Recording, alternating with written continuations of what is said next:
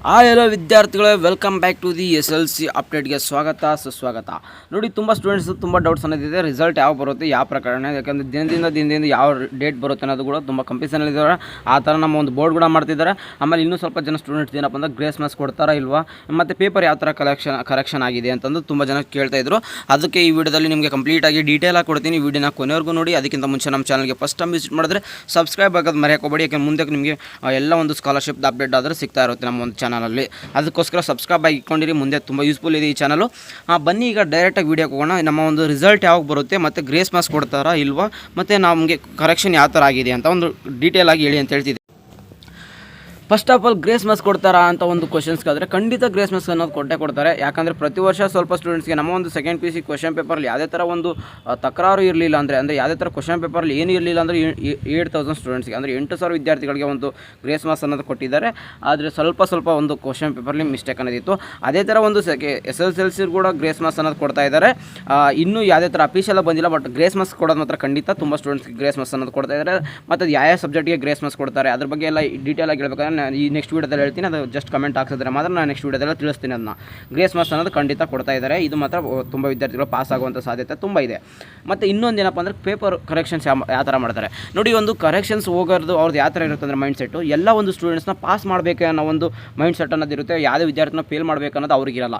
ಅದಕ್ಕೆ ನಾನು ಹೇಳೋದು, ನಿಮಗೆ ಯಾವುದೇ ಒಂದು ಪರೀಕ್ಷೆ ಹೋಗ್ಬೇಕಾದ್ರೆ ಏನಾದರೂ ಒಂದು ಬರೆದು ಬನ್ನಿ. ನೀವೇನೋ ಒಂದು ಬರೆದು ಬಂದಿದ್ದರೆ ಪೇಜಿಗೆ 1 ಮಾರ್ಕ್ಸ್ ಆದರೂ ನೋಡಿ. ನೀವೇನೋ ಒಂದು ಎಕ್ಸಾಮಿಗೆ ಓದಿಲ್ಲ, ಸುಮ್ಮನೆ ಬರೆದು ಬಂದಿದ್ದೀನಿ, ಏನೋ ಒಂದು ಬರೆದು ಬಂದಿದ್ದೀನಿ ಅಂದರೂ ಕೂಡ ನಿಮ್ಮ ಒಂದು ರಿಲೇಟೆಡ್ ಆಗಿರೋ ಒಂದು ಕಂಟೆಂಟ್ ಬರೆದು ಕೂಡ ನಿಮಗೆ ಪಾಸ್ ಮಾಡೋವಂಥ ಒಂದು ಎಲ್ಲ ನಿರೀಕ್ಷೆಗಳು ಇರ್ತವೆ. ನೀವೇನು ಬರೆದಿಲ್ಲ ಅಂದರೆ ಅವರು ಒಂದು ವ್ಯಾಲ್ಯೂಯೇಷನ್ಸ್ ಅನ್ನೋದು ಕರೆಕ್ಟಾಗಿ ಅಂದರೆ ಅವರು ನಿಮ್ಮ ಮಾರ್ಕ್ಸ್ ಅನ್ನೋದು ಕೊಡೋಕ್ಕಾಗಲ್ಲ.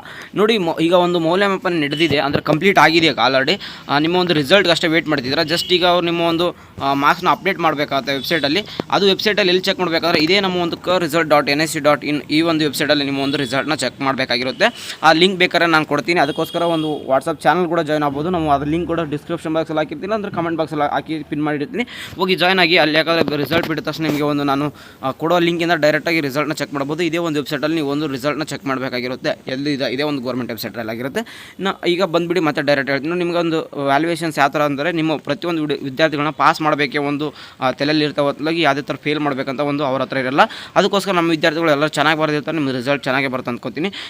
ರಿಸಲ್ಟ್ ಡೇಟ್ ಹೇಳ್ಬೇಕಾದ್ರೆ ನಿಮಗೆ ಒಂದು ಡೇಟ್ ಅನೌನ್ಸ್ಮೆಂಟ್ ಅಂದರೆ May 3ಗೆ ತುಂಬ ಬರುವಂಥ ಸಾಧ್ಯತೆ ಇದೆ. ಹಾಗೂ May 9th ಅಂತಾರೆ. ಬಟ್ ನಲ್ಲಿ ಈಗ ಏಪ್ರಿಲ್ ತಿಂಗಳು ಮುಗಿದೋಯ್ತು. ನೆಕ್ಸ್ಟ್ ಈಗ ಬರುವಂಥ ದಿನಗಳಲ್ಲಿ ನಿಮಗೆ ರಿಸಲ್ಟ್ ಅನೌನ್ಸ್ಮೆಂಟ್ ಆಗುತ್ತೆ. ಬರೋಕ್ಕಿಂತ ಮುಂಚೆನೇ ನಮ್ಮ ಚಾನಲ್ ಅಫಿಷಿಯಲಾಗಿ ನಿಮಗೆ ಲಿಂಕ್ ಕೂಡ ಕಳಿಸ್ತೀನಿ. ನಮ್ಮ ರಿಸಲ್ಟ್ ಬಿಟ್ಟ ತಕ್ಷಣವೇ. ಅದಕ್ಕೋಸ್ಕರ ನಮ್ಮ ಒಂದು ವಾಟ್ಸಪ್ ಚಾನಲ್ ಕೂಡ ಜಾಯ್ನ್ ಆಗ್ಬೋದು. ಒಂದು ಯೂಟ್ಯೂಬ್ ಚಾನಲ್ಗೆ ಸಬ್ಸ್ಕ್ರೈಬ್ ಆಗಿರ್ಬೋದು.